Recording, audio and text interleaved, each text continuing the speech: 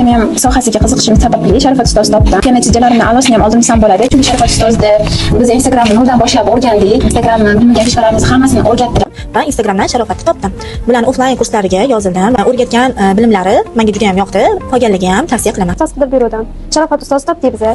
Darsimiz jarayonida men ikkita proyektni olishga ulgurdim va o'zim bilmagan Instagramdagi fishkalarni chuqur o'rgandim. Juda ham ko'p narsalarni o'rgandim Sharofat ustozdan. Pro Plus offlayn kursiga Sharofatxon kurslariga keldim. Videolarga olishi, montaj qilishi, targibga yoqishi, Menga Sharofat noldan boshlab hamma narsani o'rgatdilar, birga topshirdilar. Qolganligi ham Sharofat ustozni kurslarini o'qishga tavsiya qilaman. SMM mutaxassislarni qidirdim, izlandim va Sharofat ustozni topdim. O'zimga kerak narsani o'rganib oldim. O'zimni tavsiya qilgan bo'lardim. Sharofatxon kursida o'qishi boshqa odamlarga ham tavsiya qilib qolamiz. Kelinglar, o'qinglar, malakalarni oshiringlar. Sharofat Qobuljonovada o'qishi hammaga maslahat beraman. Tavsiya qilaman. Onlaynmi, offlaynmi Sharofat Qobuljonovada o'rganishingizni, o'qishingizni to'g'ri tushuntiradi. Sharofat Qobuljonovada o'qishlaringizni tavsiya qilaman.